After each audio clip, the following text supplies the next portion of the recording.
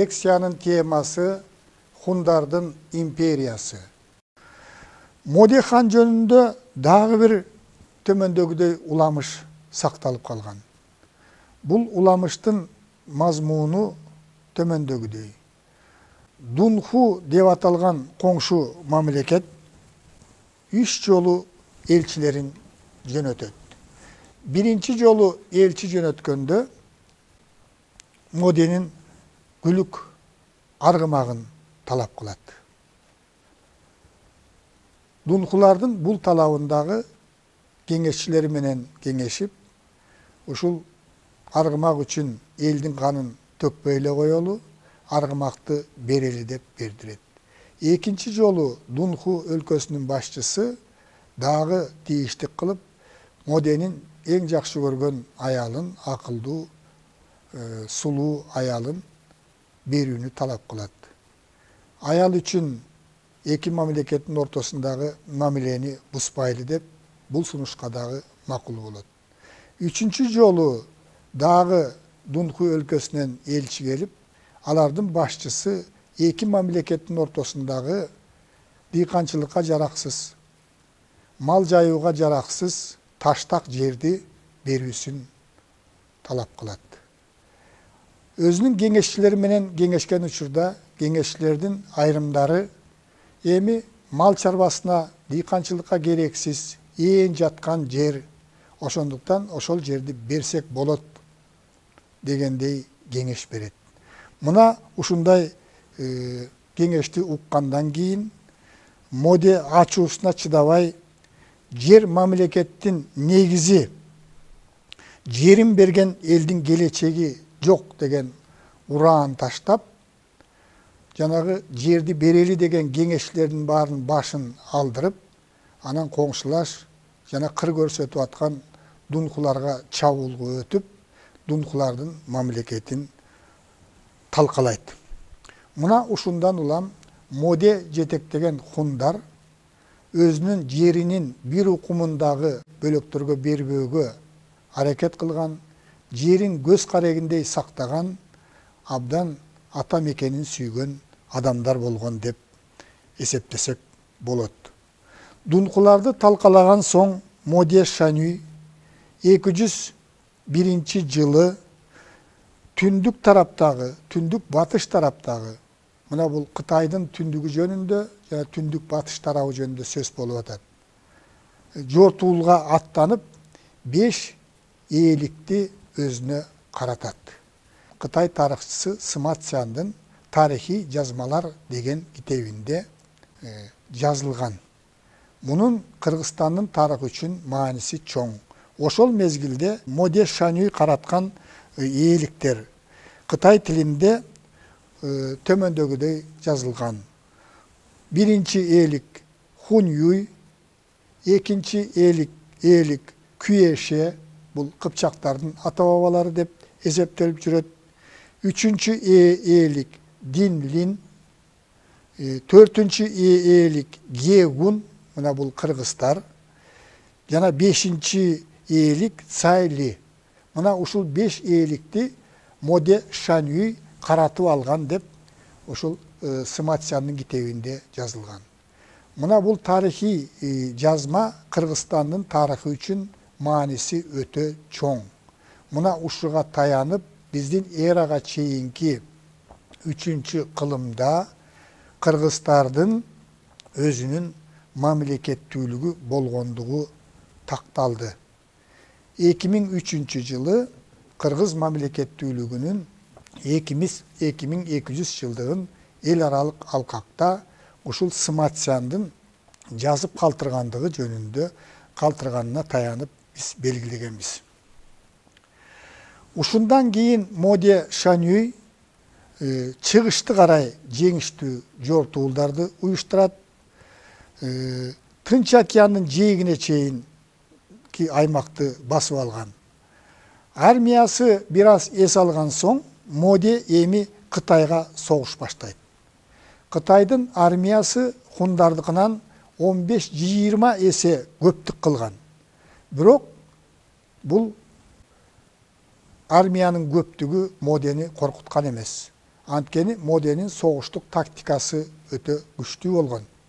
Ал жанагы өзүнө тиешелүү армияны 3 бөлүккө бөлүп, биринчи бөлүгүн оң канат, экинчи бөлүгү сол канат, үчүнчү башкы бөлүк бул чордондук бөлүк деп бөлүп, анан дагы бир бөлүгүн ар дайым буктурмага жашырып койгон. Алдыңкы катарга начарраак аскерлерди коюудагы ошо Моденин тактикасы болгондугун Кытай тарыхчылары жазат. Душман адегенде ушу алдыңкы катардагы аскерлерге кол салып, алар менен беттешип, күчтөр начарраак болгондуктан аскерлер, хундардын аскерлери адегенде артка чегине баштаган. Артка чегинип ортого кирген мезгилде анан оң канат, сол канат, анан дагы күчтөр керек болсо буктурмадагылар кол салып, анан бат эле душманды жеңип алган тактика күчтүү өнүккөн. Мына Кытай жазмаларында ар дайым мына суроолор коюлат. Эмне үчүн көп сандуу Кытай аскерлери ушу аз сандуу хундардан жеңилип калган? Анан ошондо тарыхчылардын жыйынтыктары ушундай келет. Кытай эли бул күжүрмөн, эмгекчил эл, бирок согушка анчалык жөндөмдүү эмес. Ошого салыштырмалуу ошол доордо хундар аз сандуу болсо дагы ушу согушту жүргүзүүгө өтө жөндөмдүү, күжүрмөн, тактикасы күчтүү болгондугун тарыхый фактылар далилдеп отурат. Кытай менен болгон согуштун натыйжасында Моде Кытайдан хундардын башынан бери ата мекени болгон Ордосту бошотуп алган. Ушундан кийин 300 000 аскер топтогон Моде Кытайдын чек арасынан өтүп Кытайдын азыркы борбору Пекинге, ал мезгилде Пекин шаары болгон эмес, жерге чейин чабуул коюп баргандыгы жөнүндө тарыхый маалыматтар бар. Бир жолку салгылашууда Кытайдын императору Лю Бан 300 000 аскер менен хундарга каршы чыгып, бирок хундардын тактикасынын күчтүүлүгүнүн натыйжасында император өзү хундардын курчоосунда калып колго түшкөн. Ошондо Моде Шанюйдун аялы ортого түшүп атып, анан кийин Кытайдын императорун туткундан бошоткон экен. Ошондон кийин Кытайдын императору тынчтык келишимин түзүп, кепилдик катарында өзүнүн кызын Моде Шанюйга аялдыкка берген экен. Бирок хундар келишимге дагы Кытайдын жанагындай тартууларына да карабай, ортодо курдуруп койгон Улуу Кытай сепилине да карабай, Кытайга тынымсыз жортуулдарды уюштуруп турган. Кайра жортуулдарда ошо Кытайдын борбордук бөлүгүнө, жана айткандай азыркы Пекин жайгашкан жерге чейин улам чабуул коюп турган. Мунун натыйжасында хан династиясы канчалык күчтүү деп эсептелсе дагы, императору Хун империясы менен хан империясы барабар деңгээлдеги мамлекеттер деп таанууга аргас болгон. Биздин заманга чейинки 177-жылы хундар юержилерди талкалап, алар ээлеген жерлерди багындырып алат. Юержилер болсо ошол мезгилде азыркы Чыгыш Түркистанды, Тарим өзөнүн ээлеп турган. Талкаланган юержилердин калдыктары ушу Жети сууну көздөй жер которууга аргас болгон. Ошентип Чыгыш Түркистандан Кореяга чейинки, азыркы Корея жарым аралына чейинки кеңири мейкиндикте хундардын империясы түзүлүп, Азиядагы эң күчтүү мамлекеттердин катарына кошулган. Биздин заманга чейинки 174-жылы Моде Шанюй каза болуп, анын ордун уулу Лаошан Шанюй ээлеген. Ал атасынын даңктуу иштерин уланткан. Биздин заманга чейинки 166 жылы 140 000 аскери менен Кытайга кол салып, анын чыгыш чектерин кыйраткан. Кытай императору Ван Ди тынчтык келишим сурап, хундарга жыл сайын салык төлөп турууга, чоң суммадагы салык төлөп турууга макул болгон. Биздин заманга чейинки 152 жылы Кытайлар дагы бир ирет тынчтык келишим түзүп, хундардын Шанюйүнө көп байлык менен кошо падыша хан бийкени аялдыкка беришкен. Бул мезгил, ушул Лаошан Шанюй бийлеп турган мезгил Хун империясын абдан гүлдөп, күч алып турган мезгили болгон. Ошол мезгилде Хун империясынын ээликтери түндүктө Енисейдин ортоңку агымына чейин, Тувага чейин жеткен, батышта Тарим өзөнүнө чейин жеткен, чыгыш Түркистанды камтып, анан чыгыш жагынан Манчжурияга чейин жеткен эбегейсиз чоң аймакты Хун империясы өзүнө каратып алган. Биздин заманга чейинки 71 жылы Кытай хундардын империясын талкалоого дагы аракеттерди жасап көргөн. Ал үчүн Кытай бул империяны өзү жалгыз талкалай албасына көзү жеткен. Ошондуктан ал ушул Жети Суудагы усундар менен байланыш түзөт. Уди деген император башкарып калган Кытайды. Бул акылдуу дипломат император болгон. Ошол аракеттерди жасап, ушул күчтүү усун мамлекети менен дипломатиялык мамиле түзүп, туугандык мамиле жасаш үчүн ошол жака тектүү өзүнүн туугандарынын кыздарын берип, дипломатиялык мамиле түзгөн, батыш менен чыгыштын ортосундагы дипломатиялык мамилени түзгөн ушу Уди деп эсептелет. Анан акыры аларды хундарга каршы согушка көндүрөт.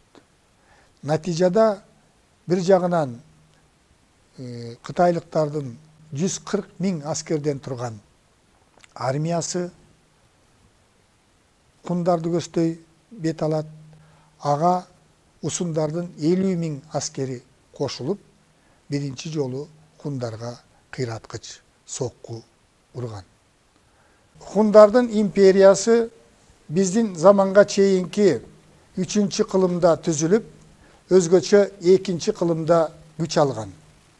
Ошол мезгилдеги Азиядагы күчтүү империя катары эсептелген Хан династиясы аргасыздан Хун династиясына баш ийип, Хан династиясы менен Хун династиясы барабар күчтүү мамлекеттер деп таанууга, ал тургай хундарга жыл сайын чоң өлчөмдөгү салыктарды төлөп турууга мажбур болгон.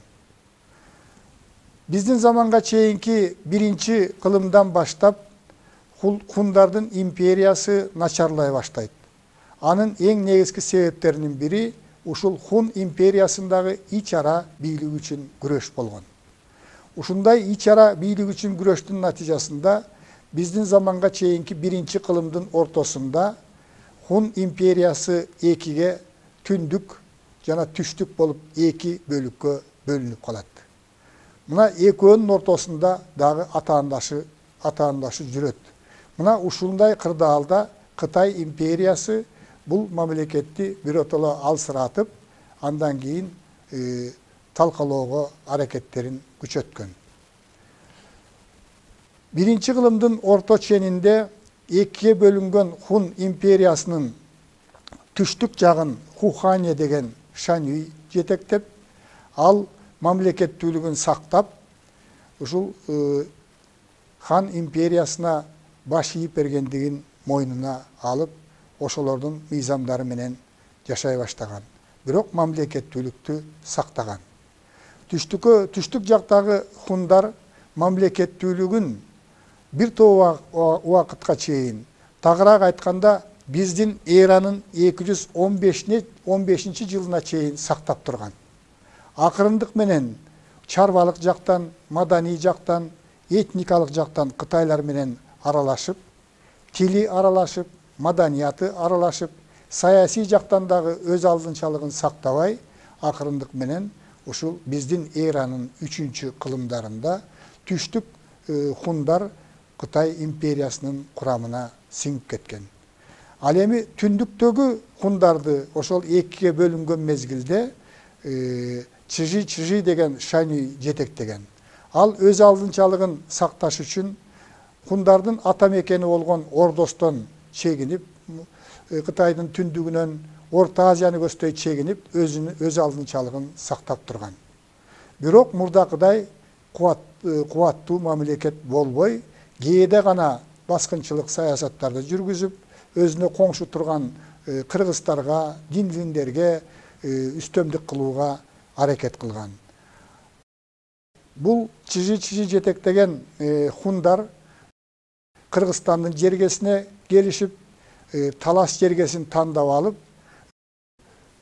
ошол жерге Чжи Шанюй чеп курдурат. Түндүккө жылган хундардын күч алышынан чоочулаган Кытайлар атай аскер жиберип, биздин заманга чейинки 36-жылы талас жергесинде Чжинин армиясына кыйраткыч сок курат. Чжи колго түшүп, Кытайга алып кетишет, ошол жактан каза болгон. Ал эми ушул Кыргызстандын аймагында Жети сууда турган хундар акырындык менен жергиликтүү элдерге аралашкан, бир бөлүгү батышты көздөй жылган. Жыйынтыктап айтканда, хун империясы баш аягы тарыхый маалыматтар боюнча 3 кылым биздин заманга чейин, 3 кылым биздин замандан кийин жашаган. Даңазалуу доору бул биздин заманга чейинки 3-1 кылымдар. Ал эми биздин заманда хундардын таасири мурдагыдай болбой төмөндөп калган. Дүйнөлүк тарых боюнча элдердин улуу көчүнүн мезгилинде хундардын бир бөлүгү Европага, азыркы Венгриянын аймагына жылган. Ошол жакта Даңазалуу Атилланын жетекчилиги менен ошол жерде Европанын тарыхында гундар деген ат менен өзүнчө мамлекет түзүп, ошо Европанын тарыхында чоң рол ойногон. Убагында анын бул Атилла түзгөн империя Европага абдан чоң өнүгүшүнө чоң таасир этип, Рим дагы бул мамлекетке салык төлөп турууга аргас болгон. Бул жөнүндө окуучулар, студенттер дүйнө тарыхынан окуса болот. Демек, хундар борбордук Азияда мамлекет түзүп, империя түзүп, тарыхта чоң из калтырган. Хундардын урпактары катарында азыр түрк тилдүү элдердин көпчүлүгү, анын ичинен кыргыздар дагы сыймыктанып окуп үйрөнсө болот.